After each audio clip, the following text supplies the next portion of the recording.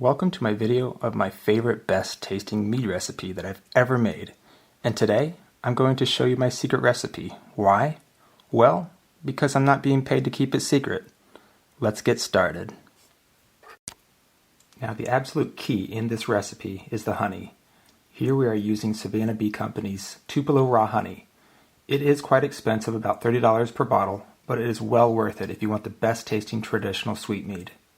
The quality of this honey is really special as it never crystallizes, and the aroma of it really comes out in the final product.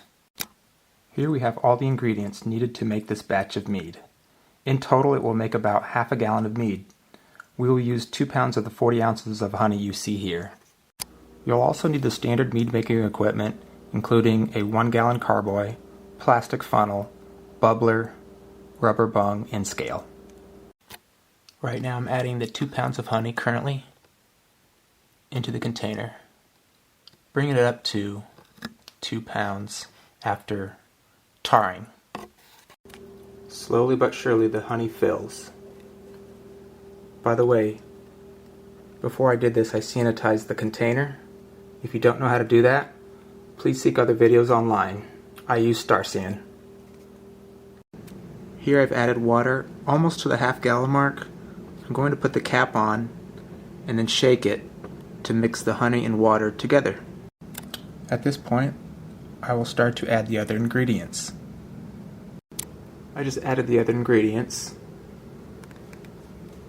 1/2 teaspoon yeast nutrient, 1/2 teaspoon pectic enzyme, and just shy of 1/2 teaspoon of acid blend. I'm going to shake it up, add the rest of the water, and next step will be next.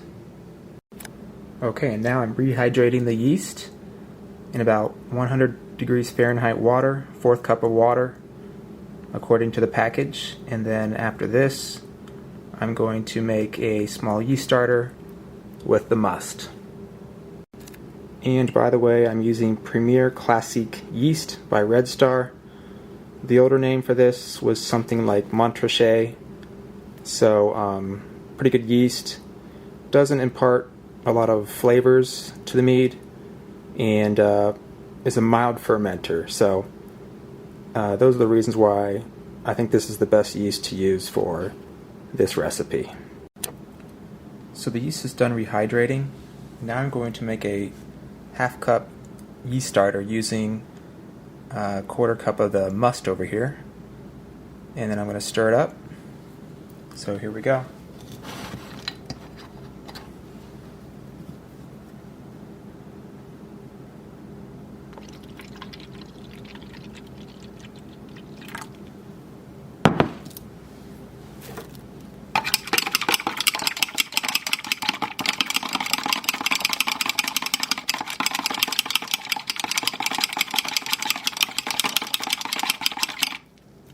I'm going to cover this back up. In about a half an hour we'll have our yeast starter ready.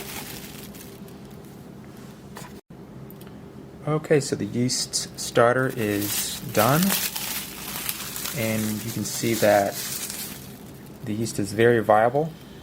It's frothed up quite a bit. That means the yeast is active. The yeast was actually expired over a year, but that's usually okay. So we'll stir this up, pour it in the carboy, and we'll be close to being done. Alright, so we've added the yeast starter to the carboy, and we did use the whole packet of yeast, so should be more than enough for this batch. And we didn't end up using all the honey, which was by design. So we did need only 2 pounds of honey. Out of 40 ounces, it's 36 ounces of honey for 2 pounds. But if you wanted to, you could add more or less honey for your batch, depending on how sweet or less sweet you want it. Just note that the more honey you add to the batch, the higher the Brix is, and the higher the gravity is, and the more stress you put on the yeast. So you don't want stalled yeast, that's for sure. One more thing, we could measure the OG or original gravity right now, but we're not going to do that. I know this batch pretty well. Alcohol wise, we'll probably end up around 13% ABV, or the alcohol percentage, with this batch, and keep a lot of remaining sweetness with the mead. Speaking of mead, this is also known as a honey wine, so just know that, and we'll go on to the next step. Okay, so there we have it. I've added the airlock, put the top on, put some rubber bands to hold it down, and added some additional water in there. I did end up with 2 pounds 1 ounce of honey in there, so I had add a little bit more water in there. So yeah, hopefully this recipe works out for you guys. If you can try it out, and maybe there'll be a step 2, or maybe we'll just see. We'll keep this video going and keep you up to date on the fermentation process, and maybe we'll show you the bubbling and how that looks. It's pretty neat, so stay tuned.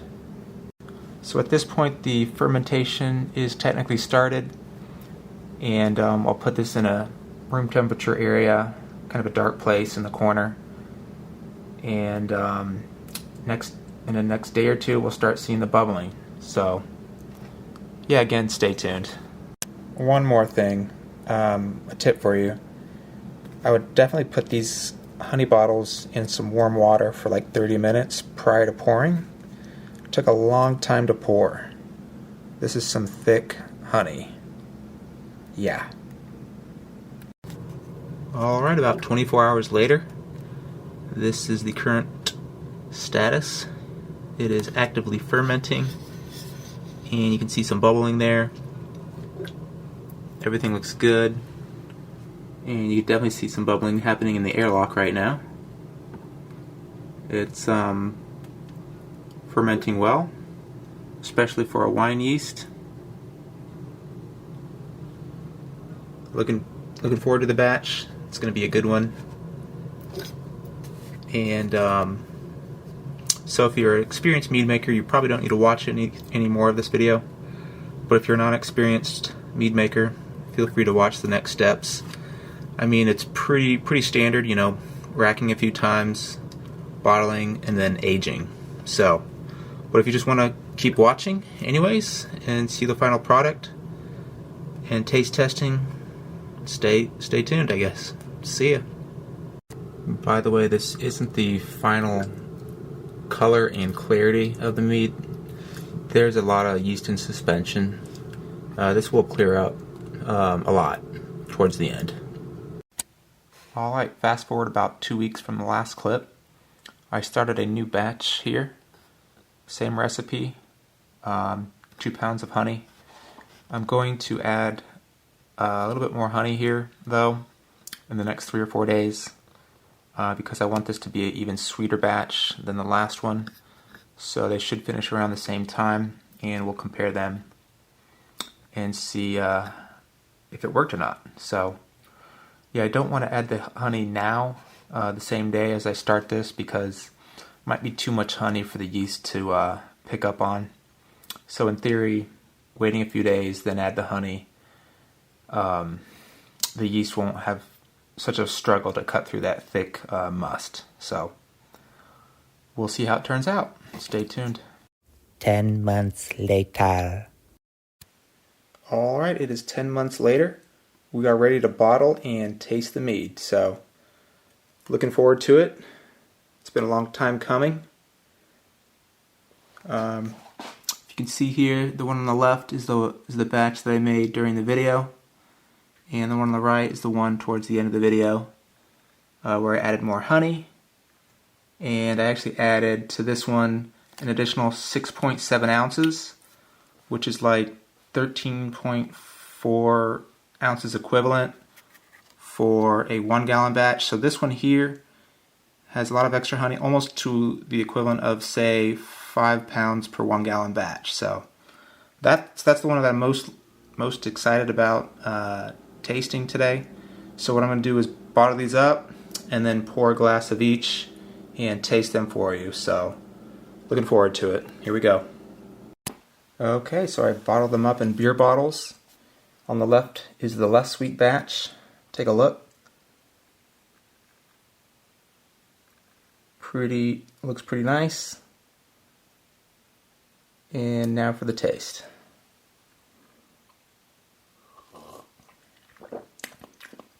Yeah, it has a pretty strong bite. Added some acid blend to it. The smell is pretty boozy. It definitely has some sweetness to it. I've made this batch several times before.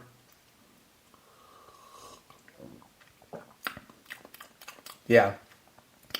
The aftertaste, you can really taste that honey. That Tupelo honey just comes through real nice. So yeah, pretty good there. And now for the sweeter batch. This has a more golden color to it. Let's smell it first. Yeah, it has some of that booziness to it.